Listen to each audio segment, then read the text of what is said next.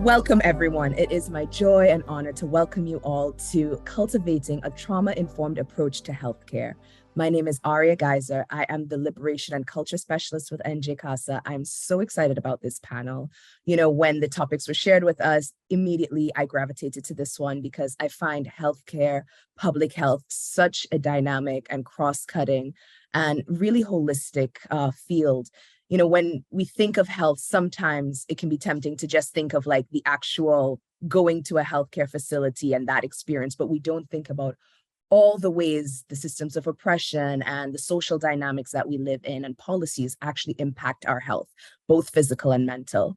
So yeah, just really quickly for an image description of myself, y'all are gonna get fed up of hearing me say this quicker than I'm gonna get fed up of saying it, but I am a very beautiful, Afro-Caribbean woman. Right now, I am wearing a hijab that is a black and white keffiyeh pattern, which is a cultural Palestinian fabric. It is a symbol of resistance and liberation for the Palestinian people.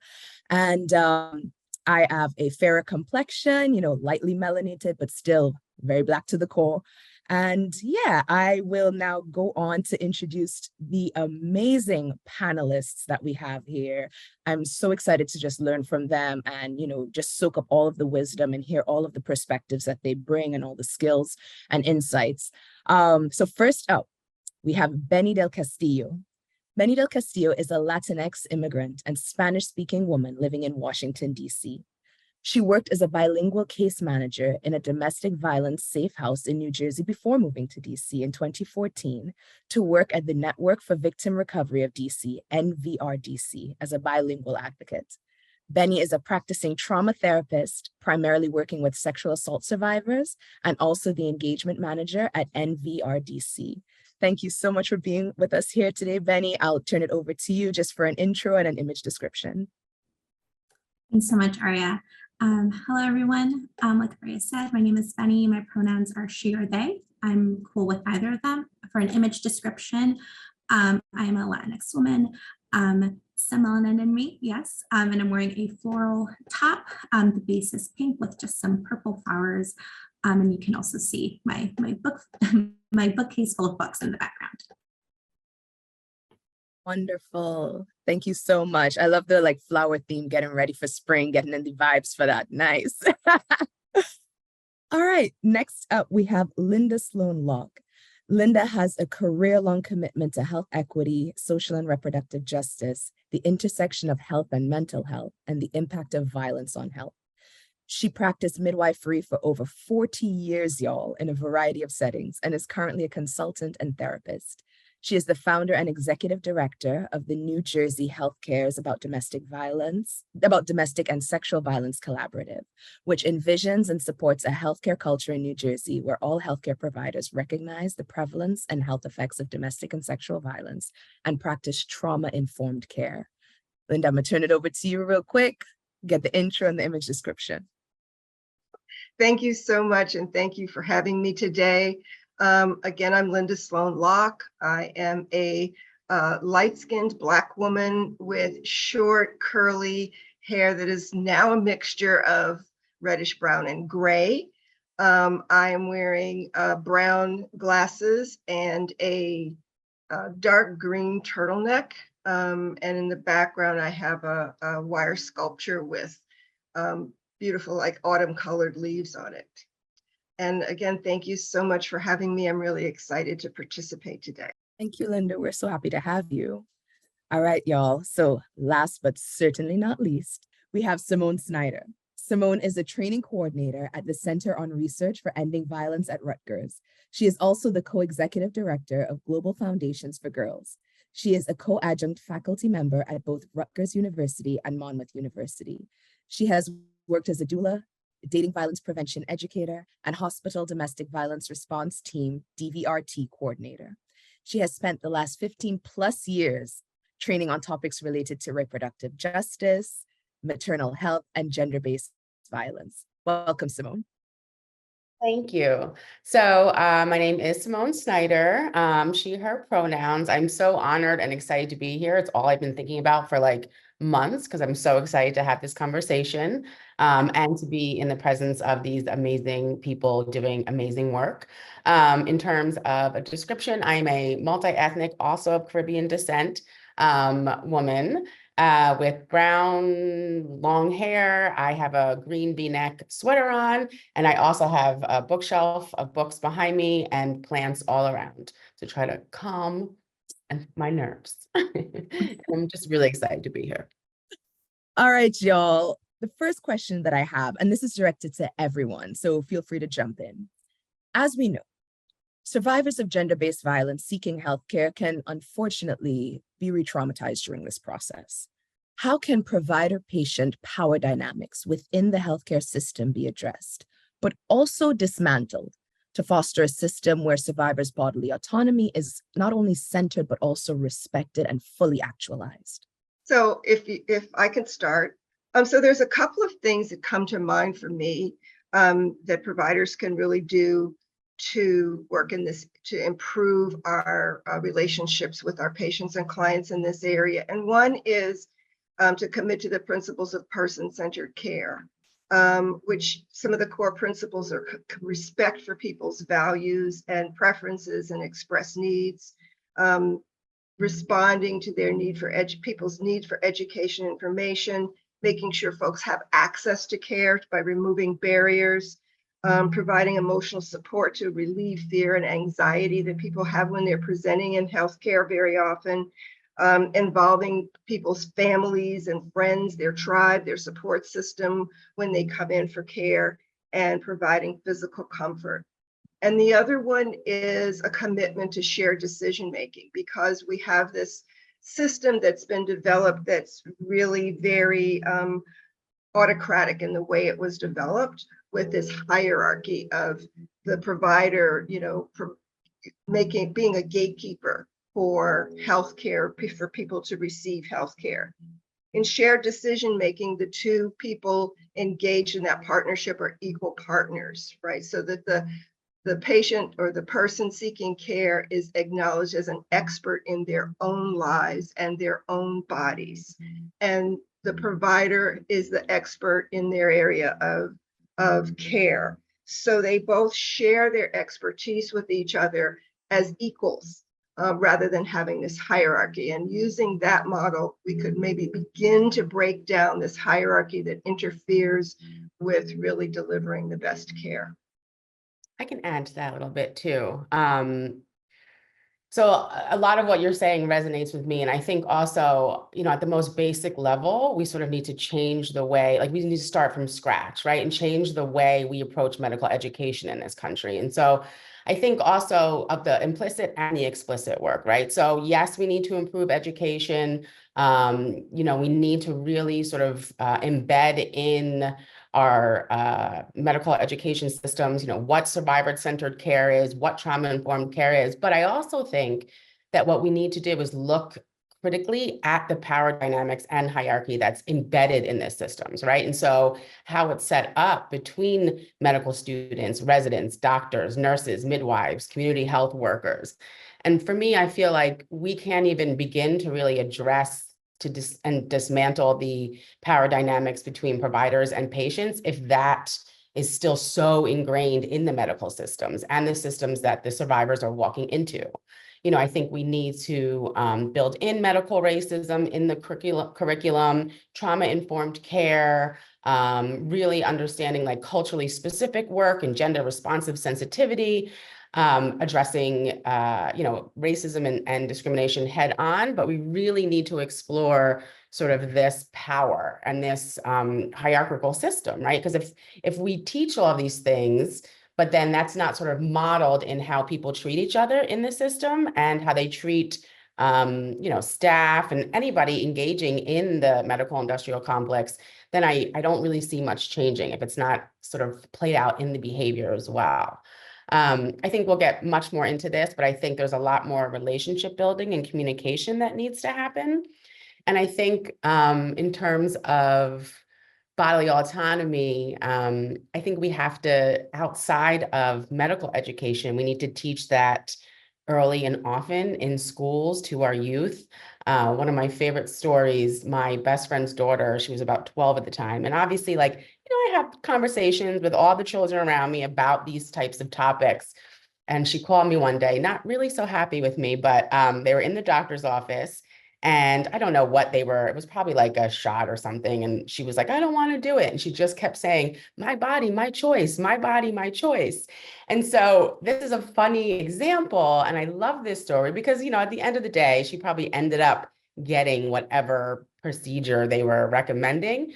But that doctor had to take a minute to like sit and talk to this 12-year-old girl about what it was he was suggesting. And she was like involved in this decision-making process about something that was about to happen to her body just because she, had that language to say. And so I think part of it is, better equipping and educating our healthcare professionals, but also starting young with our youth that are going to be engaging in these environments in the future.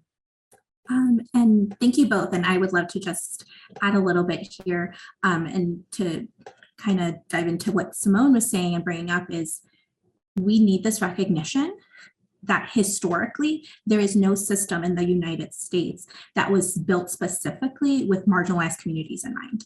If anything, right, it was the complete opposite. It was like, let's build systems that further marginalizes and oppresses folks. And the reason I bring this up and say it so bluntly is without that acknowledgement, both, as any human on earth, but really as like any person in the field working with survivors, without that acknowledgement in ourselves, without that acknowledgement in the room, without that acknowledgement as I leave the room and am also a human just in the society, we won't get anywhere. Right. And I think it's doing exactly that. We need to do our work as like, okay, I'm a human being living in this country, living in this society. What do I need to constantly learn and acknowledge for myself? Because that influences how I show up in front of a survivor, in front of a patient, in front of a client. And it just does. And what conversations, what language am I using? Right. Like, especially within the healthcare system, the medical system, the language we use for people is so dehumanizing. Even just the concept of, for example, the word non-compliant, like a non-compliant patient or client, right? Like, what are you saying about a human being? They're just not consenting to something which is based on bodily autonomy in their lives, right?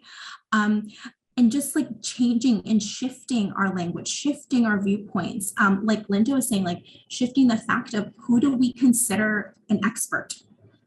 I actually don't even really love that word. It's like, what level does it make you an expert on anything? Like we're constantly learning. The only expert I view is like, you're the expert of your life. And also when you're coming into a room with me or a space with me, like me really taking the time to be like, okay, you're bringing a lot with you and let's unpack that together. So I really think uplifting that is really, really crucial because otherwise we're just kind of replicating these systems in every interaction. And I think especially for survivors of violence, whether that's sexual violence or any other kind of trauma, everything is really important, right? Because like sexual violence and most trauma, like 99% of that is experienced within relationships. Even if it is a stranger, it is a relationship of like human being to human being, right? And so every person has a role to build a relationship, even if it's for 15 minutes that they're in the office with you, that is a healing one that literally teaches their brain like, hey, this was so different than any other experience. And that is so powerful. So that's what I hope to come out of any interaction people have. And just to add to that, that's so beautifully said. We have to acknowledge that the medical care system that we have right now is really not built on healing. It is an illness treating model, not a healing model. And until we make that shift to really supporting healing, we're really not going to be able to do justice to the people that we want to serve. There's so much that I want to just ask each of y'all about in terms of your responses and what you said, in the interest of trying to stick somewhat to the time that we've been given. I just wanted to highlight something, Benny, you were talking about the fact that the language that's often used is, there's things like non-compliant. And then they'll say things like, well, this person doesn't consent, or they don't trust us. We have to go into the communities and work to rebuild trust. And it's like, that makes an assumption that trust was once there and then something happened. Whereas, as y'all all very well and explicitly, suggested, is that these systems were created with the exploitation of people and for the exclusion of certain people. So it's very, very much functioning, one, as it was intended to, but continuing these legacies of harms. And, Linda, you talked about this transitioning more to a healing model. And I would love to learn more about how we actualize that. How do we actually take these principles and these ideas that we're talking about and transition them from a more linguistic or abstract space into something actionable and practical? So if at any point you would like to share a little bit more about that, I'm all ears. I would love to hear. But also, I don't want to put you too much on the spot, because I do have another question for you. So this one's a bit of a mouthful. Medical racism, as Simone was talking about, right? And the stereotypes that have been responsible for the torture and murder of innumerable Black people as the medical and surgical industry in this country was being developed. We know of J. Marion Sims, this physician who is known as the father of gynecology. It's almost offensive, the irony in that, right? It's so offensive. But for folks who may not know, he was a surgeon, and he kept these horrific records of how he would perform surgery on enslaved Black women, very often without anesthesia, because at the time it was thought that Black people were tougher, could endure pain better, and also had less nerves, and I think any reasonable person could recognize what a heinous fallacy this is. And even though it's something that began during slavery, it has still persisted. This idea has still persisted to the modern day. A 2016 study, so we're talking about not that long ago, of medical professionals showed that 40% still believe that Black skin was actually thicker than white skin. Also for centuries, stereotypes of promiscuous or hypersexual or strong Black women have resulted in increased instances of sexual violence, dehumanization, and just Black women not being protected or believed. So what I'm curious to know about is, what other pervasive falsehoods and misconceptions do we see that, work to the detriment of communities of color and negatively impact their health? How do healthcare systems become more accountable for this legacy of harm caused to patients, particularly those who have been minoritized and marginalized? So we only have 10 minutes, right? So, so that's like a book, right? Or several books that have been written about this. And you identified several things. I also want to identify one that many people are familiar with, the Tuskegee experiment, where Black men were observed to observe the natural progression of syphilis. And what a lot of people don't realize is this went on for 40 years, from 1932 to 1972. Again, not hundreds of years ago. It was only, the study was by the U.S. Public Health Service, and it was only stopped because of a reporter identified what was going on, and then it went up and it became public, and it was stopped. It probably would have gone on longer if somebody from the outside hadn't identified that.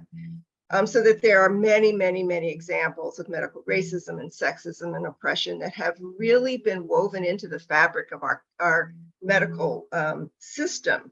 And I think there's two things that kind of they're based on. One is this idea of this biologic difference of race, which we know is a fallacy, right? We know that that we're all about 99.9% identical in genetic makeup. But back in the 1800s, these older white men made up these categories of race based on what people looked like externally. And this idea that there is this biological difference and then this othering of people, right? So that this idea that people are going to react differently, and people are going to carry diseases because they're biologically different. And again, it's not, Simone talked about the medical education system. In 2011, there was a medical text that was used for many people studying for like board exams. And in his textbook, it identified 30 different diseases that were associated with African ancestry. So this is really, this kind of thing is really pervasive, and it still goes on today, talking about medical testing.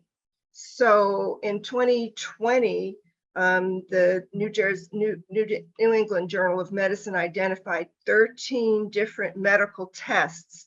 Now we're talking about medical tests for important things like heart failure, kidney function, that have race-based adjustments. These algorithms include race as a factor when they're calculating the results of these tests. And in every case, these corrections result in potential harm for Black, Brown, Latinx, Asian, and Native people. So the way that this idea of biologic difference has been embedded in the whole medical educational system and the medical care system continues to be harmful to us. And then the other one that I think is really has played a big role is this idea of the default human being white and male. And so that if you're outside of that, you're abnormal. This idea that people will present the same way, their signs and symptoms will be the same as this default human, right? And so it just builds into this idea that that is the one way that people will be. And so one example of how this has played out recently is in COVID, when the incidents with the pulse oximeters, which you may be familiar with. Simone's nodding. So pulse oximeters are those little clips that they put on your finger, right, to see that how well your blood is oxygenated. And they've been used for a long time in surgery, in hospitals, but they were really widely used during COVID to see how severe people's disease was and whether or not you needed to have, more intensive care. Lo and behold, it was discovered that it came to light, I'll put it that way, that many of these pulse oximeters had been developed to be used with white skin. And so if a person did not have white skin, they were not as accurate, which meant that the calibration was not sensitive to melanated skin. So there were inaccuracies in estimating the oxygen saturation, and it underestimated severe disease in people with melanated skin. So the things that are built into the system and continue to go on continue to put us at risk and impact our health outcomes negatively. So we need to really acknowledge that this is deeply embedded, and acknowledge as medical providers that we've been educated in a system that has told us these things as factual, right? I love that there are some Black OBGYN, female OBGYN that are my heroes that talk about being reformed OBGYNs. They say, I had to realize that I had come through this educational system that had lied to me, and I now have to unlearn those things and relearn the truths from people and from my surroundings, so that I can really examine my own belief system, examine my biases, and be brave enough to be transparent about the fact that, yes, I have come through this racist system, but I have the courage now to re-examine it and see it for what it is, and then move forward. It seems like, really difficult as one person sometime, but I read about a medical student in California who was able to convince her medical system to change one of these, to discontinue using one of these tests with this algorithm, this race algorithm that went into it. Another one that Simone might be familiar with is there's a VBAC calculator. There's VBAC is vaginal birth after previous C-section, and it was what happened was that it systematically predicted lower likelihood of success if the birthing person was African American or Hispanic. And it only was 2 years ago that the NIH advised physicians to discontinue use of this. So again, it is continuing to be an issue that we really need to examine everything that we're taught and that has been taught through the system and re-examine it with a different lens so that we can move forward. I think, when I think about dismantling sort of racist healthcare practice, it's in many ways about dismantling the comfortable stories we've told ourselves about our work. It's about entering this space of discomfort and examining how, exactly like Linda's talking about, like these social structures shape our actions, our motives, our perspectives. And it's about having courageous and difficult conversations like these. And I think all the time about, the emphasis of medicine is to first do no harm, right? And so if that's the case, then we really need to contend with medicine's history of systemic racism, and also then redefine how we understand health and safety, especially for survivors. So for me, I think we need like a straight up truth and reconciliation process in the medical system, right? Where parties that have been harmed and who have caused harm are able to share their experiences and revise these like ahistorical narratives so that they reflect truth, and we can seek justice in the form of reconciliation, reparations, or some form of resolution. And I will talk about this a little bit later, but this is where that transformative or even healing justice piece comes in, right? And I think sometimes I'm like, oh, Simone, like this is just wild. Like this is never going to happen. And I was doing a little research, and I actually found out that last year, I think it was, the American Medical Association actually put together a task force to begin this process, to work with this restorative justice approach to promoting truth, reconciliation, and healing in the medical field, which I think is incredible. And I don't think enough people are talking about that. And so, we can't move forward until we are ready to grapple with where we've been and like how we got here. And really understand that race is, that embrace the idea that race is a social construct. Yes. And it's a social construct that was established to develop a social hierarchy, right? There's an image that we're going to put up at the end of this segment, which are some more empowering images of when we think about J. Marion Sims. I won't say he's not the father of gynecology, I'm sorry. But when we talk about J. Marion Sims, and we have these really negative images, but to reclaim our stories by developing new images. These are images that are brought forth by a sculptor, Michelle Browder, from Montgomery, Alabama. And she has two images that we're going to share. One is to reimagine the situation where J. Marion Sims was the person being experimented on, and the enslaved women were standing around watching. And the other is to lift up Betsy, Arnica, and Lucy as the mothers of gynecology and and she has developed these, as a sculptor, she's developed these very powerful images of these enslaved women, and they are truly the mothers of gynecology, and they're the people that should be uplifted. Can I just add one little thing, just because this is all making me think that like the historical context, like we said before, right, like needed before we can even take one step forward. I also want to uplift, and I would be ashamed of myself if I didn't, that this type of dehumanization, right? Because that's what it is. It's thinking like, oh, in order for us to continue the system under this capitalist structure, right, we need to dehumanize folks so we don't blink an eye. For example, the lack of anesthesia, that is occurring present day in Palestine. We're witnessing, right, a genocide of people. We're witnessing men, women, and children undergoing surgeries without anesthesia. And so this isn't like, oh, let's look back and like that happened so long ago. It would never, it is currently happening, being funded. So like, I just wanted to uplift that of like this sometimes it's kind of like when you see pictures of MLK and they're black and white, just to like trick the mind to think this was so long ago and yet it was not, right? When you see them in like color, you're like, oh yeah, because that existed. It wasn't that far along. I don't even know how I could possibly follow up something like that. Thank you all so much.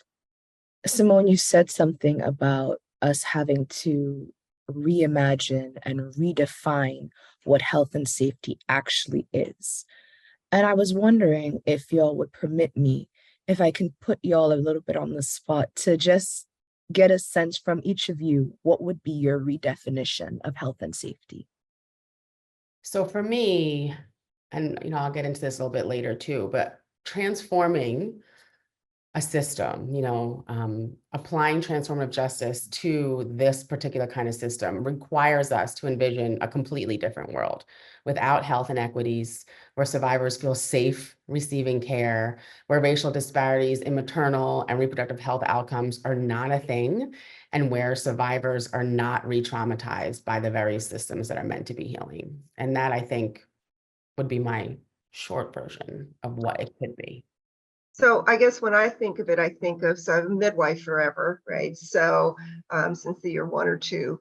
And I think the midwifery belief about health is one that I would kind of hold up, because we really believe that the human body knows how to take care of itself, right? And that people know their own bodies. And we have a trust in the process. So for the health of birthing people and the birthing process, we trust the process, we trust it.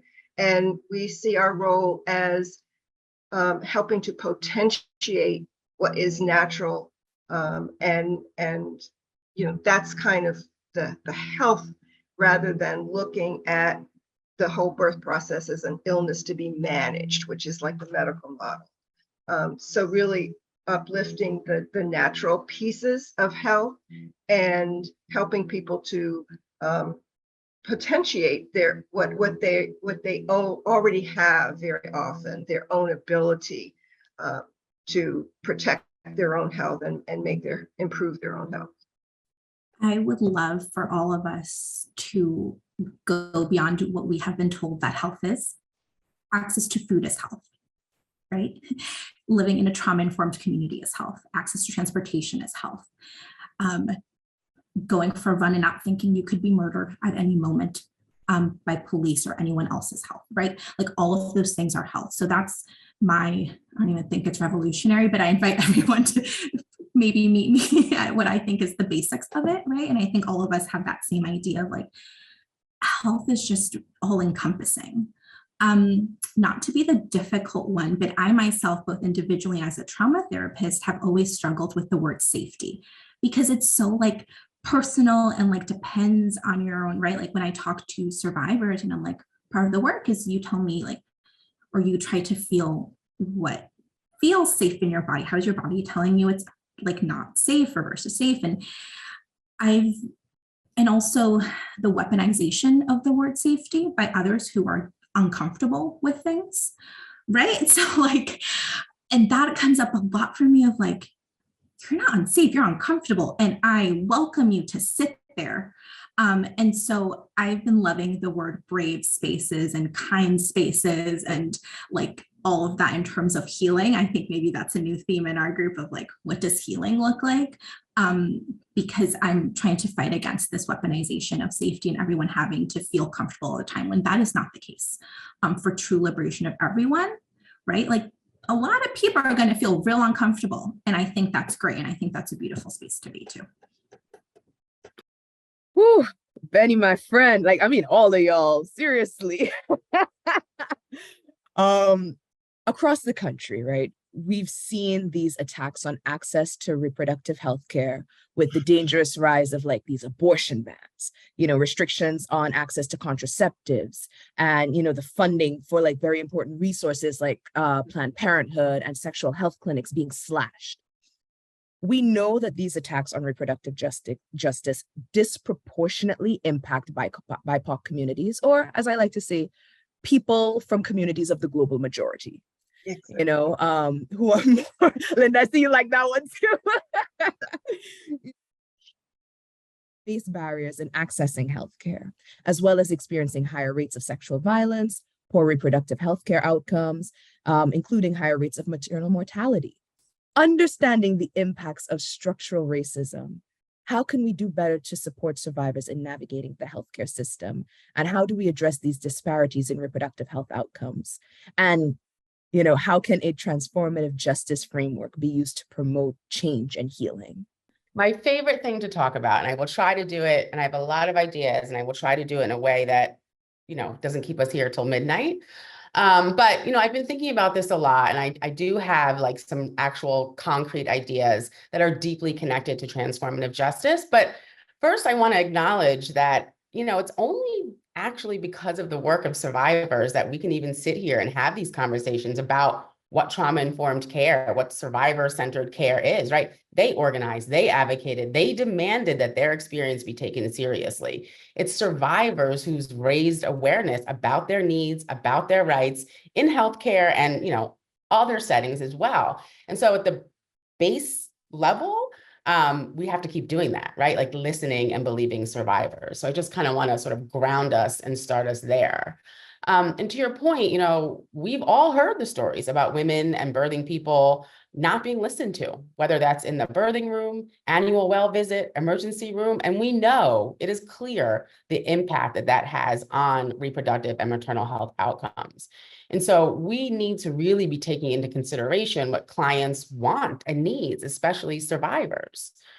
For example, there's this research out there about birth trauma, right? And researchers found that it's not necessarily the method of delivery, right? It's not whether the baby was born vaginally or surgically or at home or in the birth center or in the hospital that results in birth trauma. It's the way the person was treated.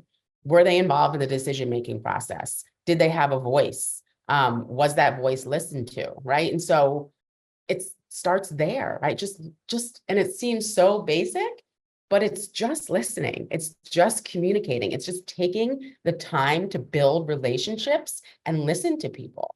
As birth workers, and, Linda knows this too, like we've been talking about this stuff for decades. We've been trying to raise awareness about the harmful practices that we are standing in the room and witnessing. And I have like full body chills talking about it because the things that we have seen, y'all didn't believe. People did not believe us. And now, it may not be a huge platform, but there is a platform.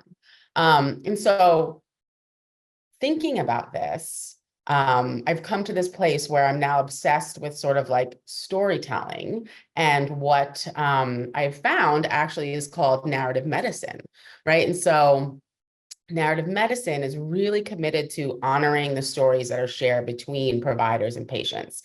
And it seeks to understand not only, again, like those individual narratives, but sort of like how we started talking about the structural context and the environments in which these stories are received and told.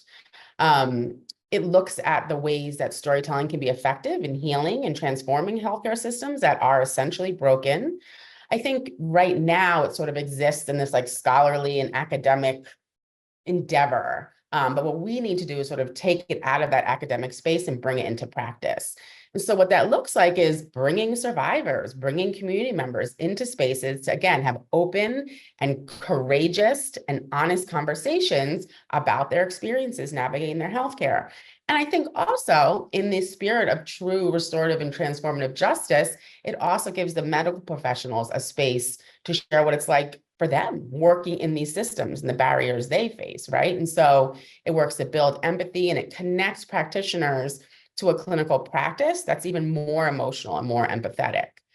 And I think, again, sort of Benny, to your point, the storytelling piece really does work to address the dehumanization process that happens within the healthcare system, right? There is a person behind the chart, behind the data, even behind the white coat. And we know, yes, data matters, research matters, but so do people's voices.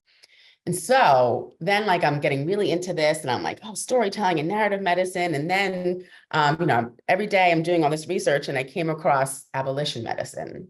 And so this is really where I'm focusing my work right now. And it's very deeply tied to transformative justice. So abolition medicine is the idea that our healthcare system actually has a moral, ethical, and professional obligation to use its social powers to interrogate and disrupt systems with a history of harming people. And so when I think about abolition medicine and even reproductive justice, they both work to sort of push medical systems towards a focus on these structural factors that impede bodily autonomy and create all the barriers that we've been talking about today in terms of accessing and benefiting from sexual and reproductive health services. It works to question the power and the structures and systems that enable violence and create racial health inequities. And especially, and I think why I love this so much is because there's a critical focus on understanding the impact on those who've been historically and systemically marginalized. And like we talked about, it really helps to build this sort of abolitionist future for healthcare through this lens of storytelling or narrative medicine. And I know it kind of seems like a new framing, but it's been happening all along. And I think it's really relevant to our conversation today because it emphasizes and amplifies the experiences of marginalization and survivorhood. And then to respond to sort of the piece on transformative justice, I think, narrative medicine, abolition medicine are deeply tied into this, but I do also think it's important to say that oftentimes transformative justice and restorative justice sort of get attached to one another and they're a little bit different, right? And I think depending on sort of what our ultimate goals are, restorative justice may be a little bit more applicable to the medical system because transformative justice is really focused on the work that's being done outside the system, within the community. And so in either case, like there's still this space to bring in this piece around storytelling and community circles and about sitting with folks and sharing experiences. But if we really want to be talking about transformative justice, then we have to be willing to do the hard work of replacing a system that's built on white supremacist, capitalist, heteropatriarchy with a whole new healthcare model. But my question, and I'm not looking for answers today, because I think this is a place where we need to continue to have these courageous conversations, is, do we see our current system behaving in a way that's not oppressive or discriminatory or harmful to survivors and other marginalized folks? Is this current system capable of centering individual and community needs over systems, policies, procedures, and profits? And are we ready to grapple with what it is about our healthcare system that is creating so much harm? And again, not just harm to consumers and clients and patients, but, I'm thinking of overworked, underpaid, unsupported staff and employees too, right? And so I think this is, I think what narrative medicine and storytelling and abolition medicine encourage us to do is to be in these conversations like we are right now, to begin to figure out what exactly do we mean and what is our ultimate goal. That's amazing. As a storyteller, and one that used storytelling as, again, our word of healing, I completely love that. And I hadn't heard of abolitionist medicine, so I'm going to myself look that up. There is one thing I just wanted to uplift very, very quickly. And you mentioned it, Ari, in your question of abortion bans. And as an abortion storyteller, as someone who's involved in the DC Abortion Fund and collaborated with New Jersey Abortion Access Fund, I would be remiss if I didn't uplift what has been happening, and just wanted to say, like, a lot of folks joined us, and I love this, after Roe v. Wade was overturned, and they're like, oh, now this has begun. And just uplifting as our theme for the day, it began many, many moons ago. Like, this was way before Roe v. Wade. Roe v. Wade was a law. And again, right, we've discussed what laws were built to do, what these systems were built to do for, like, Black folks, poor folks, Indigenous folks, trans folks. There was never true access. ever, even with Roe v. Wade in place, ever true access. So I wanted to uplift that because I don't know if anyone follows Alok, they should, they're a performance artist, poet, and they really speak about how policies and laws, sure, are great, they can protect folks, but we really need to change hearts and minds. And they use the example of South Africa after the apartheid ended. There were like probably in the world pretty progressive with their LGBTQIA plus policies. Like, yet the amount of hate crimes that occurred were still like just astounding. And so what they studied was like, we have these quote progressive policies and laws, and yet people are still harming people, right? And so I bring that up all of to say, like, we also, maybe through storytelling, maybe through courageous conversations, that's what we need to be doing. Because I think, and what was proven in like reproductive justice history, is community is what has always been there for us and what will continue to be there for us. And we need to ask, how am I being a better community member right now? In the interest of time, Benny, I will just jump to our next question because we have a couple more. So Benny, this one's directly for you. Survivors of sexual assault, they oftentimes seek out medical health support and counseling to navigate and heal from their trauma. Acknowledging the impacts of systems of oppression, what are some common pitfalls for therapists when it comes to engaging in trauma therapy through a decolonizing and politically aware lens? And how can mental health practitioners better implement decolonized trauma-informed care? Thank you for that. And I'm excited. Like Simone said, I think Linda said as well, I may speak really fast and jump around, so please feel free to ask me to clarify anything. I think one of the biggest pitfalls is thinking that trauma is not political. Trauma is political, period. Right? Mental health is political, period.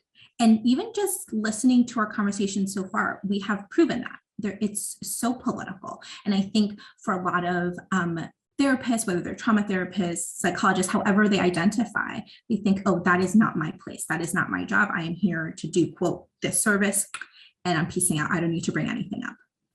And in my own definition of what ethics is, I believe that is unethical, right? So one example is, as a trauma therapist, and I do identify that way, when I do work with survivors of sexual violence, but I'm going to focus on survivors of sexual violence, we talk about emotions a lot. We love talking about feelings, right? And I do that with every single survivor.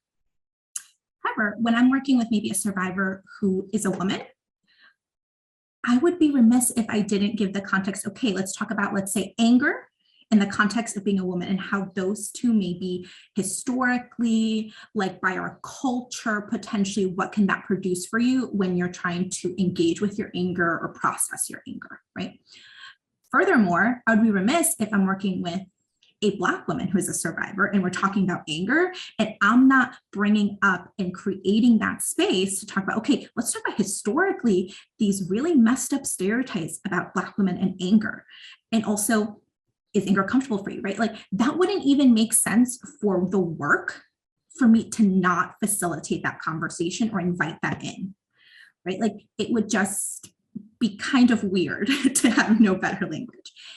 Like if I'm working with a survivor who is trans and I'm not talking about transphobia, like how is that going to work? How does that make sense? If I'm working with undocumented survivor and I'm not talking about xenophobia, right? And the dehumanization and the racist systems that these people and survivors are like in, how is that actually doing the work? Like we need to be actively bring this into spaces, or otherwise we're replicating exactly the systems we've been having these conversations for an hour now. Like we're replicating like further oppression, because if we're not creating that space and having these conversations, what we're inherently saying is the problem is you.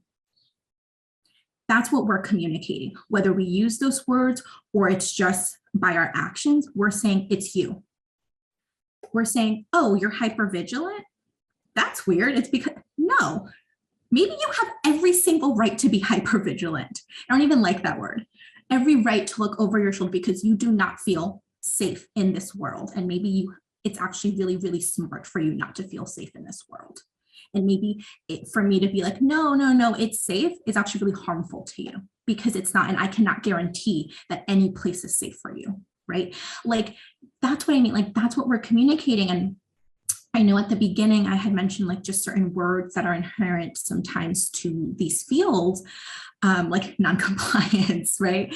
Or even mental illness. I once saw someone through a decolonial lens use spirit wound, and that has forever stayed with me instead of like a mental illness, spirit wound. I love that because our language does matter, how we communicate. And I don't mean necessarily to the person, but also who we are as people, because I think one way for all therapists, mental health professionals, humans, is to ask ourselves, how am I in solidarity? Right? So again, if I'm working with a survivor of sexual violence, I have to ask, how am I in solidarity with you? How am I actively trying to dismantle rape culture? How am I actively engaging in bystander intervention when someone says a rape joke? How am I actively trying to dismantle misogyny? How am I actively trying to dismantle racism? Because we will never end sexual violence until we dismantle all of the systems of oppression, right? How am I actively trying to dismantle transphobia? Like, how am I actively trying to decriminalize poverty? Right? Like, until we can say like, okay, this is how I'm in solidarity with you, we're never gonna actually build that relationship that, again, I've mentioned my complications with the word safe, but build a safe or brave space with someone. And I think that's the biggest thing I would like recommend to all folks, especially in this field, is one, like asking those questions for yourself. Like, if I want to work with survivors, then I better be examining how I'm engaging in this society and our world and are an ally, right? Whether I'm a survivor or not, like I need to be asking myself that. In more like maybe practical ways, I think we can always be so creative. Like, for example, when we look at notes, which is everyone's like most hated word as a therapist or like about a professional writing notes, I've seen this movement of people writing notes with patients or clients. Be like, hey, like, how about we sit it for the last 5 minutes and I tell you maybe what I want to put in there. How is that landing for you? Or what would you like in here to make sure either it's me or another person to see? What word would you like? Maybe if I say a word and you're like, oh, I don't like that. Okay, what other word can describe what we just spoke about? What next steps are? A collaborative, I think Linda spoke about this a lot, right? A collaborative approach to that. And yet sometimes we get stuck in this like, oh no, that's, even though that's not unethical, that's not illegal, that's not any, like, that's just a different way to do things. We think, no, that's not the right way. I wasn't taught that. That's not right. Like, and I think we've all had the conversation of, okay, well, I almost said a bad word. Okay, let's put that aside, what you learned versus what are we trying to do here, right? So a collaborative process on top of, we've talked a lot about language and just being aware of the language we're using. But something I wanted to uplift, which I've been thinking about, is this pathologizing of people, of experiences. And we see that present day. The pathologizing, for example, as in genocide is actively occurring. We're pathologizing people's grief and anger and rage as if there's something wrong with that, as if it isn't like exactly how their brain and bodies, I don't use this word, but should be reacting, like how they are wired to react to seeing that much trauma and pain and harm caused upon human beings, right? And I recently, as I was, trying to think about what I wanted to say today and what I wanted to uplift, I came across a term. I don't know if anyone's heard of it. At least my ignorance did not allow me to learn this until a couple of weeks ago. Drapetomania, which was a term, I see someone nodding, a term coined in 1851 by a, I'm going to put it in quotes, I don't know if that's rude, physician. And it essentially is referring to the fact that enslaved folks wanted to seek freedom. And it pathologized the fact that enslaved people would try and run away to seek their own freedom as a disorder, as like a medical disorder, a sickle. And I was like, this has actually not changed, right? Like right now we're like, oh, well, that was 1851. Look at the DSM, right? Like look at this. Like we have paranoia in there. We have hypervigilance in there. We have ADHD. And to be honest, if we break all those down, we can come back to like, yeah, trauma based off systems of oppression. That is people reacting so correctly to being constantly oppressed for their lives every single day. And we're like, no, this is actually like, this is not okay. You can't function. You can't go to work. Okay, how long? Maybe I'll just put depression on the piece of paper. Like, why? Because I'm not contributing to this like capitalist society because of all these systems that are working against me, right? So like, this is what I mean of we need to commit to solidarity and pushing back. I can share personally, I do not diagnose. And I say that upfront. And it's okay if people are like, then maybe you're not the right therapist or person to work. That's completely okay.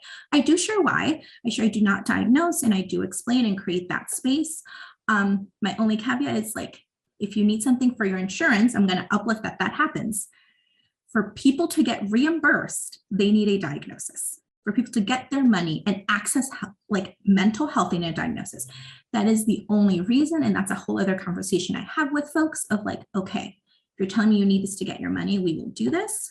And let's have a conversation of like the boundaries around that and what that means or what that doesn't mean, what this label means or may not mean for you, right? So like, how are we showing up, right? So I'll pause there. I can keep going, but I also do want to make space if people also want to jump in with their own expertise. Thank you so much, Benny. What I think I might do is, because I think we're at time, I'd love to just pose the last question, but if folks would like to address the last question, feel free, you can please respond to that. Or if there's anything else that has come up for you, anything that's kind of on your heart that you want to share, also please use that time in that way. But I just want to also put my last question out here for folks as well. So looking forward, how can healthcare systems and institutions work towards creating more comprehensive and survivor-centered approaches to addressing sexual violence within healthcare settings? So I'll turn this over to y'all. I'd just like to pick up on what Benny said about writing notes in a collaborative way and talk about the electronic medical record a little bit as a way we're going again down a very, I'll use the word scary because for lack of a better word, path. It was supposed to be this thing that was going to make people's lives easier, and it's really, everybody is talking about it's not, it's making it worse. And it's talking about dehumanizing and depersonalizing when you're in a room with a client or a patient and what you're looking at is the computer rather than at the patient or the client and connecting with them. It's really another barrier to developing these real good relationships. And I was in a webinar a couple of days ago when we were talking about obesity, and that's a whole nother thing. I would take another whole area of how that's been weaponized really for people. But talking about one of the factors of the electronic medical record that was supposed to improve communication, but when there are certain words that are you can't exclude them from the medical record, right? So when people go into their patient portal and they see what's been put in about them, that can be really a re-traumatizing experience for people because they see words that are very activating because they're not words that you have to put them in because those are the way these systems are put up. So when we look at these, talk about how things have been developed in these oppressive ways, and then the continuation of it with technology, we need to really be vigilant about what direction we're going in, because that's not the right direction. That's just my piece about the electronic medical record. I had to get that in. Sorry. I can, I just want to uplift again, sort of this idea of narrative and abolitionist medicine, because I think it really does, and I truly believe this, it holds a lot of potential for healthcare providers to develop a deeper understanding of clients' needs, and also like to tap into the community. I didn't really get into that so much, but this is a big part of it too. It's like tapping into the work, the activism, and the knowledge in the community as a part of the healthcare system, not as separate. And I think this could really start to create a paradigm shift where survivors and communities are centered and they're able to participate in the process, like we've been talking about, in an intentional way that's not extractive, that is, based in affiliation and respect. But I just sort of like the last thing I want to say again, and I promise I will end, is that transformation is not the same as change, right? And so if we're talking about transforming, we're talking about altering the way we are to create something that's not currently possible in our reality. And that's that transformative justice piece. Change, of course, just means improving something that's already possible or in existence. So my question to folks here and watching this is, are we looking to reform or are we looking to reconstruct? But I think at the end of the day, if our goal is to center the experience of survivors, we need to be looking more intentionally at examples of community care as healthcare. Throughout history, communities have found ways to heal and care for one another outside of institutional structures through mobilizing resistance, through mutual aid, through collective care networks that came about in response to organized abandonment from systems like the medical industrial complex. And so I think the last thing I want to say is that when we recognize that our well-being is contingent on one another, and the health and survival if we realize that our well-being is contingent on one another and that health and survival rely on solidarity and collectivizing care on a local level, then I really, really believe that communities and survivors can thrive. Just a +1 to collective care versus just purely self-care. Again, what are we communicating to people? That it's only up to you and it's your fault and it's your problem. So just a +1 to collective care. And again, to the solidarity, just a reminder for people, no matter your field, whether it's this healthcare field or anything, in your everyday lives, you have the power to engage in community care, to engage in transforming spaces. Again, right, because all systems of oppression are connected, I think sometimes that can feel overwhelming, but what that also means, if you're pulling at one thread, you are working toward the other threads. So engaging in anything you can, I think, is really powerful as well. And I just kind of like to say that, I love what you said, Simone, about transforming. I think what we've been doing is putting Band-Aids, right, on the holes in the blanket, and what we need to do is reweave it. I love that analogy. That was brilliant. I think for me, the things that I'm hearing that have really stood out to me are, how am I actually showing up in solidarity? The idea of narrative. As a lover of stories and storytelling, I think it's one of the most impactful tools for revolution. And just this idea of like, how do we reweave this blanket instead of like just patching up these holes with Band-Aids that not only are just covering up the problem, but they're going to fall off themselves. I can't thank y'all enough. Let me tell y'all, I no shade to the other panels, but I think we're the best panel right now. I think we got this. Like, this was so enriching. This was so wonderful. And I just am so grateful to all of you for being here and sharing so generously. Thank you all so much. Thank you so much. Thank you.